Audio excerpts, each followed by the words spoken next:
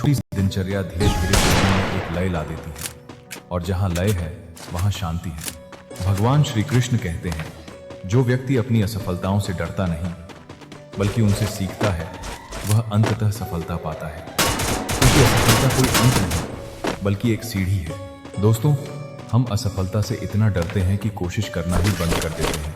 पर सोचो, हर महान इंसान ने अपने जीवन में कई बार असफलता देखी है। फर्क सिर्फ हार नहीं मानी।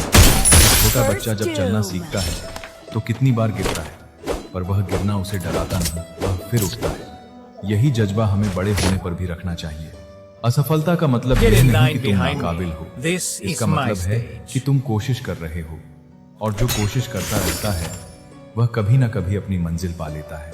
श्री कृष्ण कहते हैं, गीता सुनने वाला व्यक्ति यह समझ जाता है कि जीवन का सबसे बड़ा सत्य प्रेम है। स्वयं से प्रेम, दूसरों से प्रेम और परमात्मा से प्रेम। जहां प्रेम है वहां डर नहीं रह सकता। दोस्तों, प्रेम और डर एक साथ नहीं रह सकते। जहां सच्चा प्रेम है वहां चिंता अपने आप कम हो जाती है, क्योंकि प्रेम विश्वास से जन्म लेता है और विश्वास ही चिंता का अंत है। जब हम खुद से प्रेम करना सीखते हैं, अपनी कमियों के साथ भी, अपनी सीमाओं के साथ भी, तब हम दूसरों से भी निस्वार्थ प्रेम कर पाते हैं। और जब हम परमात्मा से प्रेम करते हैं तब हम जानते हैं कि हम कभी अकेले नहीं। ये तीन प्रकार का प्रेम स्वयं से, दूसरों से, परमात्मा से, यही गीता का सबसे गहरा संदेश है। भगवान श्री कृष्ण कहते हैं, जो व्यक्ति हर सुबह कृतज्ञता के साथ उठता है उसका दिन स्वाभाविक रूप से सुंदर बीतता है, और जो शिकायत के साथ उठता है उसका दिन शुरुआत से ही होता है। दोस्तों, सुबह का पहला विचार बहुत महत्वपूर्ण होता है।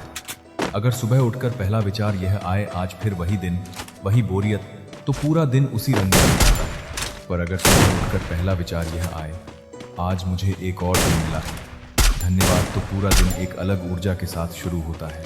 आज से एक प्रयोग करें। हर सुबह उठते ही आंखें खोलने से पहले मन में कहो, धन्यवाद, मुझे आज का दिन मिला, और देखो कैसे तुम्हारा दिन बदलने लगता है। श्री कृष्ण कहते हैं, अंत में याद रखो, गीता सुनना एक यात्रा है, मंजिल। यह यात्रा जीवन भर चलती है। जितना सुनोगे, जितना जीवन में उतारोगे, उतना ही गहरा यह ज्ञान तुम्हारे भीतर उतरता जाएगा। दोस्तों, आज इतने सारे वचन सुनने के बाद बस एक संकल्प लो, रोज थोड़ी देर गीता सुनूंगा, रोज थोड़ी देर मौन में बैठूंगा, रोज एक बार श्री कृष्ण को याद करूंगा। यह छोटा सा संकल्प धीरे धीरे तुम्हारे जीवन को पूरी तरह बदल देगा। जैसे एक बूंद बूंद से सागर बनता है, वैसे ही रोज के यह छोटे छोटे प्रयास तुम्हारे भीतर वह शांति भर देंगे जिसकी तुम वर्षों से तलाश कर रहे हो। आज रात सोने से पहले बस इतना कहो, कान्हा, धन्यवाद कि तुमने मुझे आज यह वाणी सुनने का अवसर दिया। मैं इसे अपने जीवन में उतारने की कोशिश करूंगा। तुम मेरे साथ रहना हमेशा। भगवान श्री कृष्ण कहते हैं, हे अर्जुन, जो व्यक्ति अपने भीतर के मौन को साथ लेता है उसके लिए बाहर का शोर भी शांत हो जाता है, क्योंकि शोर बाहर नहीं, हमारी प्रतिक्रिया में होता है। दोस्तों, एक ही आवाज किसी को परेशान कर देती है और किसी को बिल्कुल प्रभावित नहीं करती। फर्क आवाज में नहीं, सुनने वाले के भीतर की शांति में होता है। एक संत एक व्यस्त बाजार के पास रहते थे। लोग आते और पूछते, महाराज, इतना शोर है, आपको ध्यान कैसे लगता है? संत मुस्कुराते और कहते, शोर बाहर है, मेरे भीतर नहीं। जब भीतर शांत हो तो बाहर का शोर बस ध्वनि रह जाता है, बाधा नहीं बनता। दोस्तों, हम अक्सर सोचते हैं कि शांति के लिए हमें बाहरी परिस्थितियां बदलनी होंगी, शांत जगह चाहिए, शांत लोग चाहिए।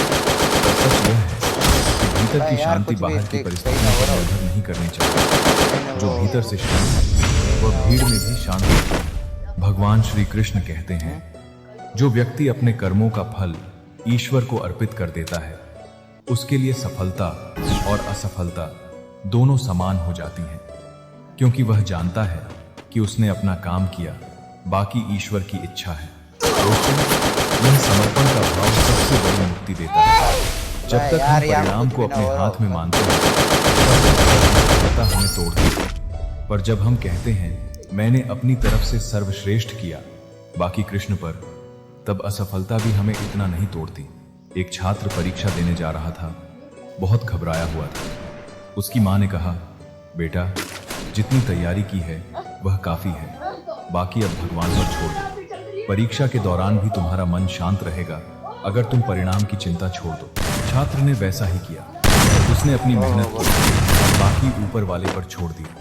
उसका मन परीक्षा के दौरान शांत रहा और इसी शांति ने उसे दोस्तों, यही कर्मयोग है, मेहनत पूरी, चिंता शून्य। श्री कृष्ण कहते हैं, जो व्यक्ति प्रकृति की सुंदरता में समय बिताता है, जो पेड़ पौधों, नदी, पहाड़ों के बीच कुछ पल गुजारता है, उसका मन स्वाभाविक रूप से शांत होता है, क्योंकि प्रकृति स्वयं उस परमात्मा की अभिव्यक्ति है। दोस्तों, आज हम चार दीवारों में स्क्रीन के सामने इतना प्रकृति से जुड़ना भूल गए हैं। पर जब भी मन बहुत बेचैन है, बस कुछ देर के लिए किसी पेड़ के नीचे बैठो, आसमान को देखो, हवा को महसूस करो। यह छोटा सा अभ्यास मन को वापस वर्तमान में लाता है।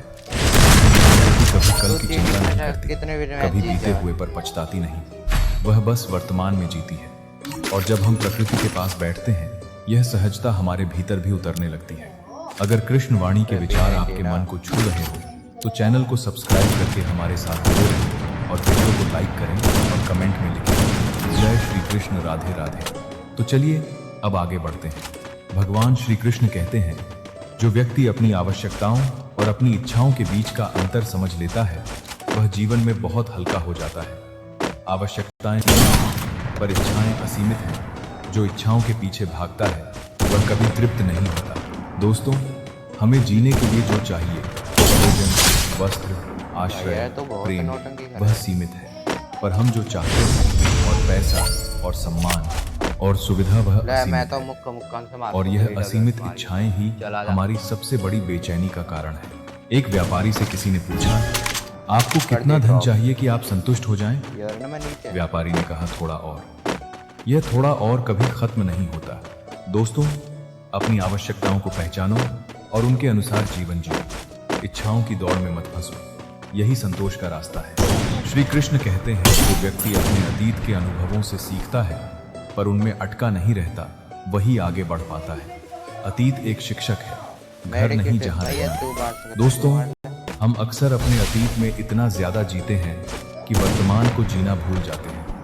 पुराना वक्त, पुरानी गलतियां, पुराने रिश्ते, यह सब मन में बार बार घूमते रहते हैं। एक यात्री जो हर शहर में पुराने शहर का सामान लेकर चलता है, वह कभी नए शहर का आनंद नहीं ले पाता।